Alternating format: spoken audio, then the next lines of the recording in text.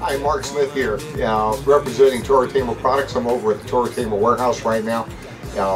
And I wanted to do a little brief video, as brief as I can make it, given that I'm a little bit wordy, on advanced wind-on techniques. There is no single way to make your wind-ons. I've stressed that a number of times.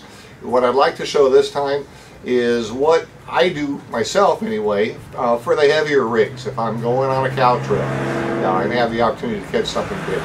What I do for the light lines from say 50-pound on would be multiple nail knots. I'll do 3 nails on 30, 4 nails on 40, 5 nails, 4 or 5 nails if I'm doing 50. A better way to do that is to add a nub knot, no doubt. And a lot of the guys that do nub knots will do those all the way up to that 130-pound or so category, with tripling up on the nails, with the 1 nail knot on the leader, which is inserted into the braid. What I'm increasingly doing myself now, for the heavy rigs, is to add a nub knot about 2 inches up into the braid. Then I'll put a nail on the transition point of the braid to the leader. I'll do another nail back next to that nail knot which is onto the leader itself, and then I'll go ahead and serve it. So I've got some redundancy built into the program. Pretty conservative way to do that. Again, this is what I'm currently doing on my own rigs. I'm no expert at this. It's a learning process for me, and I would imagine for most of the guys that do this, it's a bit of a hobby in and of itself, and there's a lot of learning that goes on.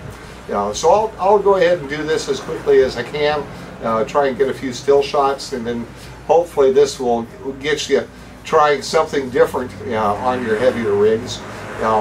Again, it's a little more redundant to do the nail as well as a serve, but it's always better to be conservative.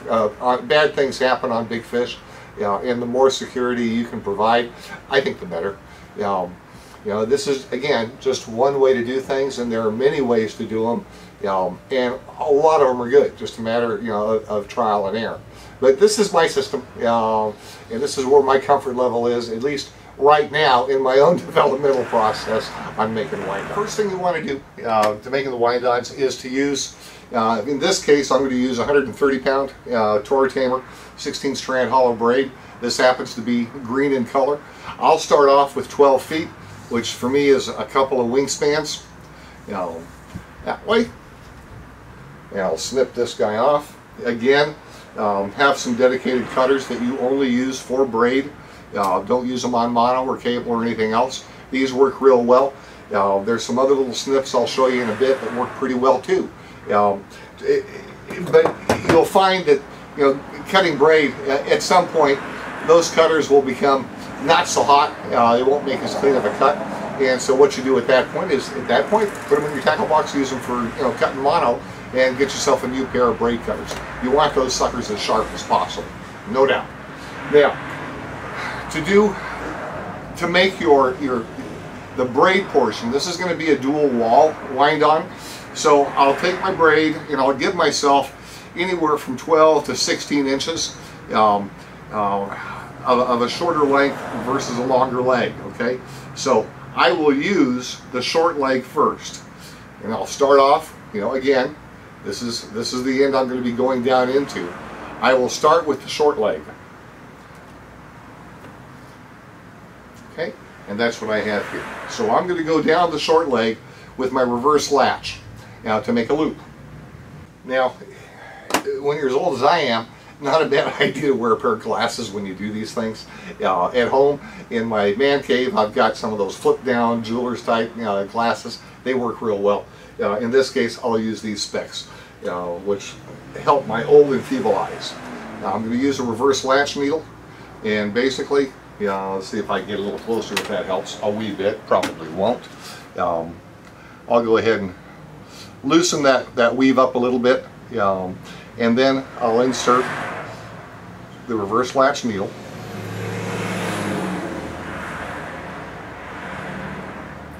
And again, this process, this is an advanced class, right? Expectation is this is the easy one. You've been doing these before. no big deal. I'm just going to run this sucker on up into the braid.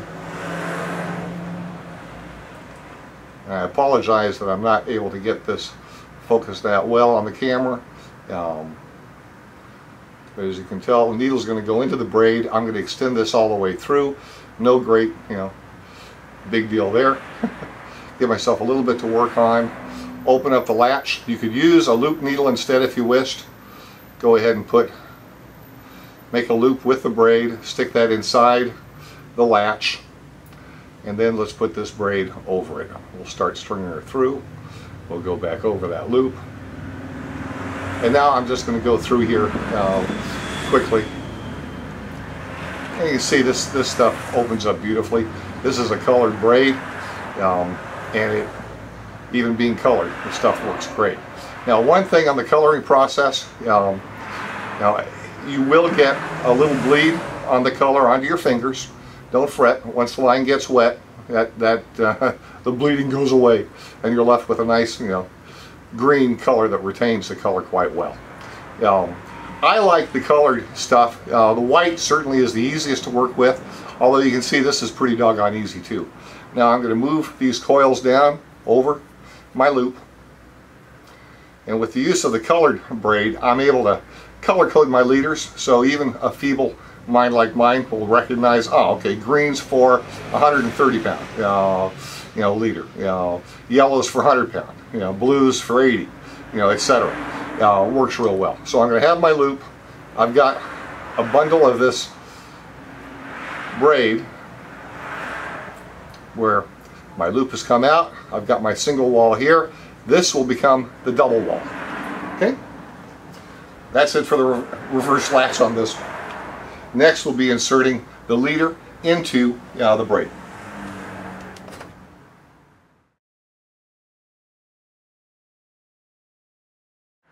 Okay, now I'll use a different pair of cutters to cut the leader, of course, because we don't want to use our braid cutters to cut the mono. Okay, so that's snipped. At least I thought I had it snipped. Now I've got it snipped.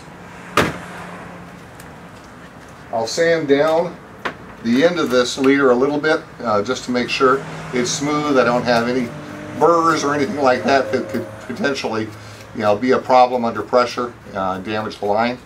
And then also I do rough up the leader just a little bit with my emery board, which I swiped for my wife this morning. No, she's got a nicer one. But I'll go ahead and rough up the line just a little bit with that. The thinking is that by doing that, it's going to have a little bit more grip. I don't know if it does or not, but that's what I do. And then I'll select the appropriate hollow needle and I'll string that into the leader. I'll string the leader. I've got my needle. This is some 130 pound leader. I'm going into a needle that actually is a little bit too big, simply because I didn't bring my smaller needle with me. And I'll tease the end a wee bit, get the needle to go inside, make sure she's going through the right way, everything looks good, and I'll simply start bringing her on in.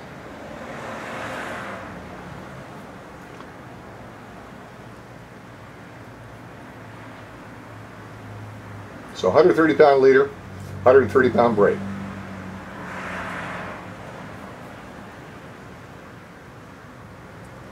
Now I started off with about 12 feet, a little over 12 feet worth of braid. I used unequal lengths of the braid, off by maybe 10 inches. And we'll see if I come close as far as. I'll take this up before I reach my bundle, which is going to be the overwrap or the second wall. Poke the needle out. This is all old school to you guys. I'm doing nothing unusual here. This is your standard dual wall wind-on we'll be making. Okay, so there's my leader. I've strung my leader inside the braid by, oh boy, that's about 5 feet in terms of length. Realistically, you can get by with less. I tend to go 5 feet to 6 feet on a cow rig. And most of mine, even my light stuff, I'll go up that far, with the leader material. And now basically I'm just going to, from the old experience of being a kid on a farm, begin essentially milking this braid, my dual wall, on over it, okay, on over the single and the leader.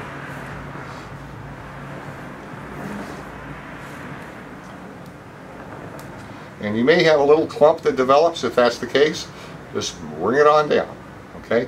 And you're going to keep on bringing this leader on down. Well, it flows nicely, truly.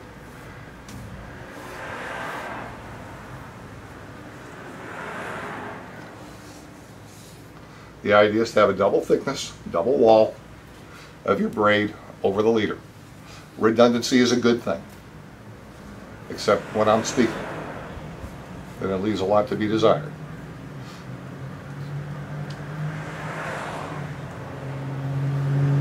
A coloring braid isn't the easiest thing in the world because this is a polyethylene gel spun line by its nature. It's white. It does not. The coloring process is not the easiest thing in the world to do. And what we found, if you bake in the color, that's the color retains better, but now you've done some damage to the line, in my estimation. And so it's pretty much an unfinished coloring process that we use. You'll see no clumps of paint within that braid, which is unlike some of the stuff that's on the market, and that's a nice thing. Now you can see, here's my leader, there's the first wall, and my second wall is up here. I've got to get these two even, couple ways to do it. If I go back to where my loop is, I've got, about 2 inches worth of braid where there's no leader. That's where my leader begins. So what I'm going to do is simply spread the legs a little bit, and you can see how it loosens up. Now my leader is up tighter, about half an inch or so from my loop. And now I'll milk this little extra bit down the line. And that's going to give me another inch or so. So I still have, excuse me, I still have a little bit of trimming I need to do right here. Give me just a moment, I'll get my other clips out and we'll do that. Now I'm going to make use of another little device I like to play around with, this little boomerang tool. Nice little snips on these things. And what I'll do is I'll puff the line up, give me something to work with, and I'll snip off that excess. You don't want to snip, obviously, or begin to cut into your leader. That would be a bad thing. But I just will snip a little bit around on this thing because I've got more of this braid on one leg than I need. So I started off with about a foot. Maybe I should have started off with the unequal amount, a different by an inch or so. No biggie, easy enough to trim it and fix it. Okay, so now I've got things evened out. I'll get rid of that section, and in just a moment we'll go ahead and do the nub knot and the serve. Okay, I'm at my workstation. What we have here, let's see if I can move the camera around a little bit. This is a pretty Mickey Mouse setup, as you can see. Harbor Freight and Tools did me very well. My serving stand did not cost a couple $100, guarantee you, even counting my labor time, which isn't worth much. Okay, I'll lock this guy in my clamps. Okay, line is in.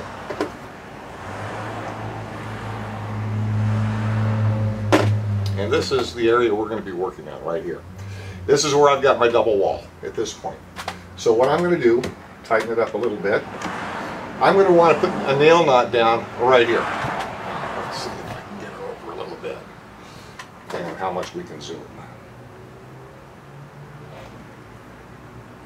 Okay, that's the point.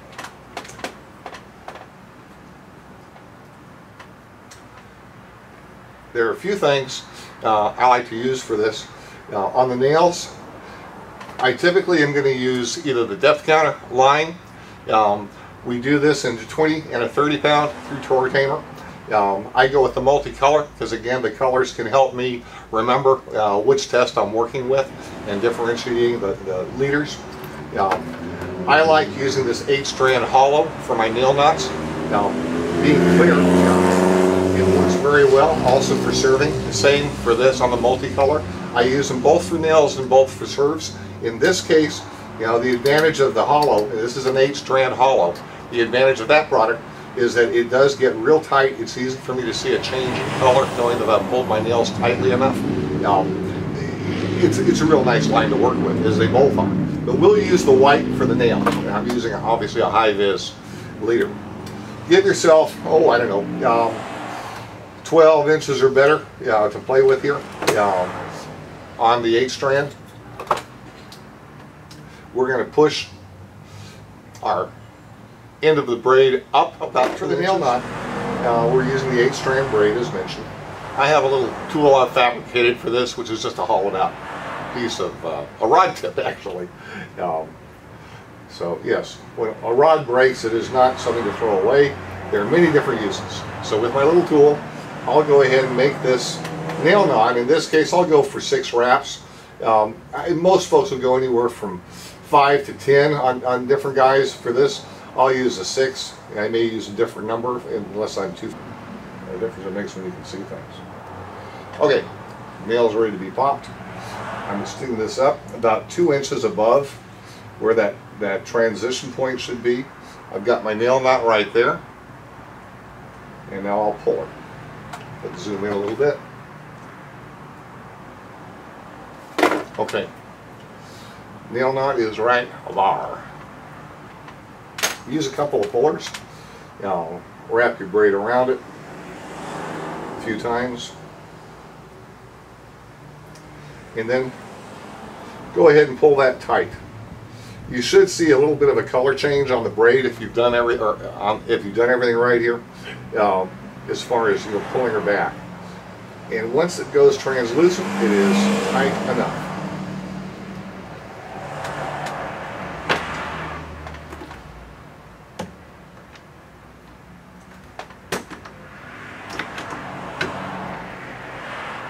Good.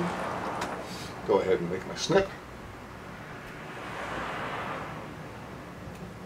This I'll snip pretty tightly at that point. Okay.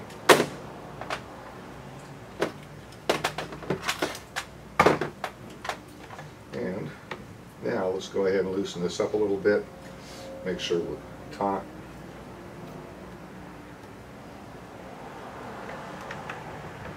Okay, that's plenty tight.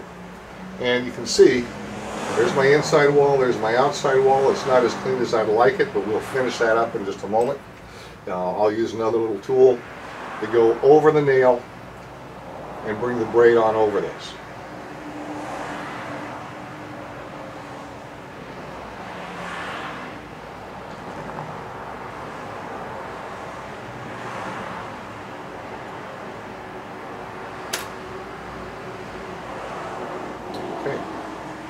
So I'm covering what is my nail knot that's on the leader, and I went a little further than I normally would.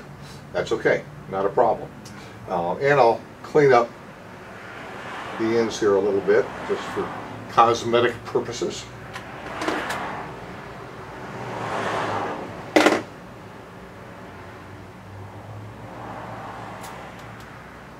Okay, so that's been snipped. And now it's time, let's go ahead and put down a couple of nails. So I'll use my 8-strand, I'll use my 4-strand on this one. Now we'll go to a high contrast yellow. Again, I've got 15, 16 inches. See, it transitions to green. I'll put a nail down right here at that transition to the leader, and I'll also put a nail down right by that other nail on the leader. Right there on the inside.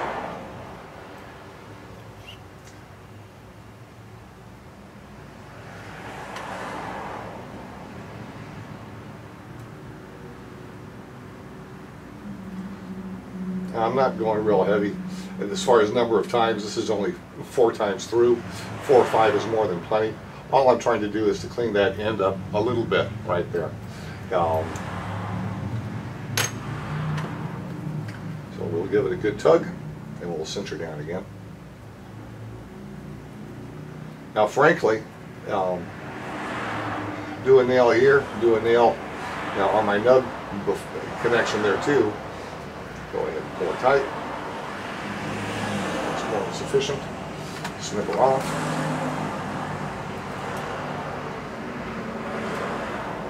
That's probably enough really to get the job done. Because the line itself is carrying the heavy load. This is just to keep things from slipping long enough for the line itself, for the braid, to grip your leader. Now I'm going to put another nail knot down right in front of the nub, or the nail knot that's on the leader. Okay, so right there is where that little lump is, and that's where I want to put this guy. 1, 2, 3, 4, 5, 6, and 7. Here I'll go 7. Some guys will go 10. That's cool. That works too. I can see where my nail is on the inside. I'll tighten her back. I want to be just on this side, on the leader side of that other nail knot. Okay, that's locking the braid. So we'll pull this guy tight. Now, with a lot of fellas, and it's worked well. There have been some cows taken just doing the nub knots and laying in 3 of these nails on the outside of the braid, securing that little nub. That can work just fine. I like doing the serve as well. Again, redundancy works. So I've got my nub knot here. I've got a nail here at the transition. Now we'll go ahead and serve it.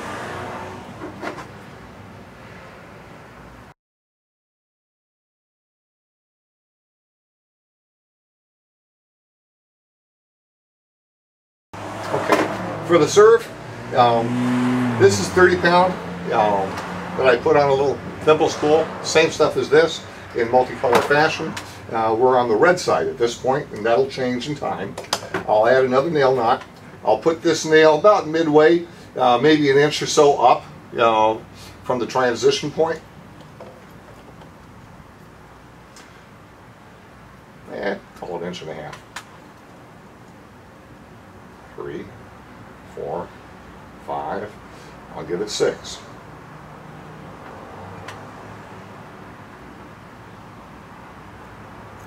Now let's put down the nail. Okay, this will be the beginning point of the serve. Go ahead and cinch her down.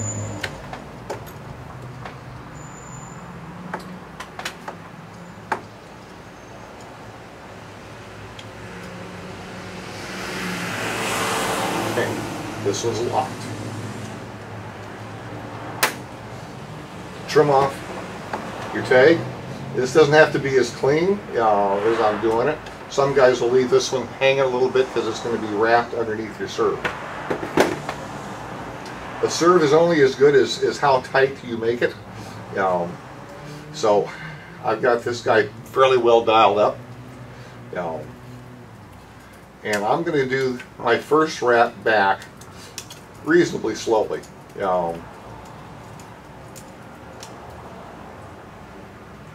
And you may adjust that little wing nut several times in the course of making these.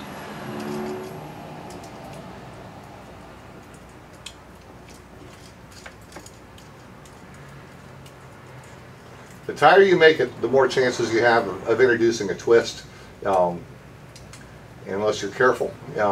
That's one reason why on the light lines, when I go 50 pound and down, I'll use my nails instead of using a serve. Now the other point I've seen on serves, when they've come undone, and I found this out the hard way, I like going on to my leader, 1/4 inch or so, just to help in case it's a cast, because you have a load and release of pressure. And that's when you'll have some slack line, that's when you can come apart on a slack line. Now I'm going over my nub, may want to help it, make it past that point, which it did. I'll go on to my leader a bit.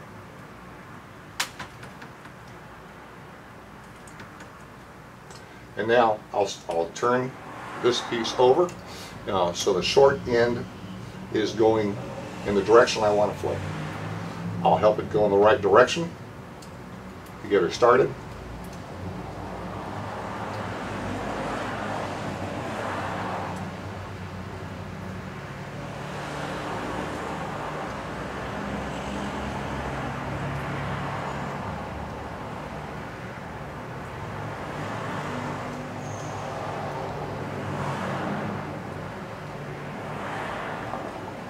I'm holding my leader in my right hand. I don't want that to twist, and I'm putting on some pressure here.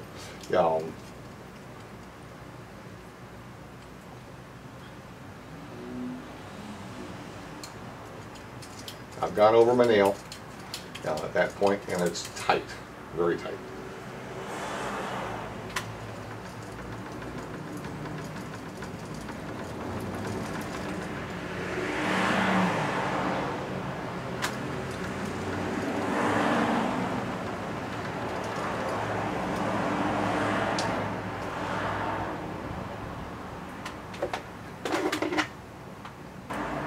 Okay, at this point, I've gotten the serve wrapped, and what I want to do is to finish this off, the braid off, with another nail knot. So I'll strip off some braid, I'll snip it, give myself, again, oh, I don't know, 8 inches or so to work with, and then I'm going to use a loop needle here, the loop, and I'll use a nail. You can get by with just a loop. I tend to use the nail as well, give me a little bit more room to play with here.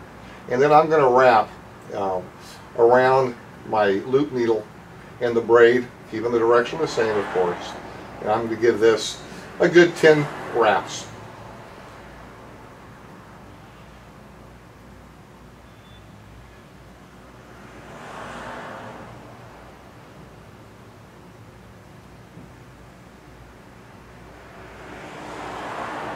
I'll bring the braid through my loop. Another good reason to wear glasses. I don't know if I can zoom in on that or not, but we'll try. That's about it. Okay, and now I'll take my nail out and I'll draw my loop with the braid through it on out, and I'll cinch this part down.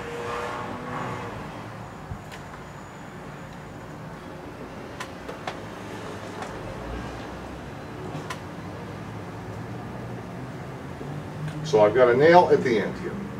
That's what's locking the braid. Snip that off.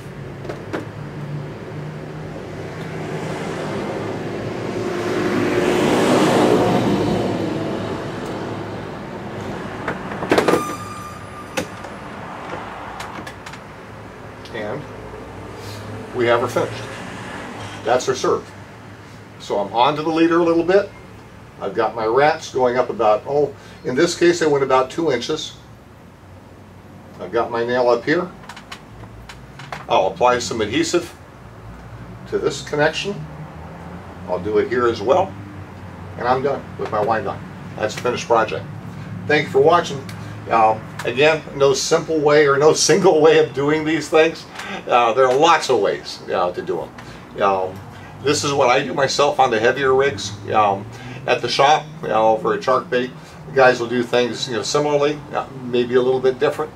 Blake has his own little secrets he does, but this is what I do on my own rigs. I can speak to that. When I am working on the heavier lines, I'll do a nail, I'll do my nub connection, as well as a serve.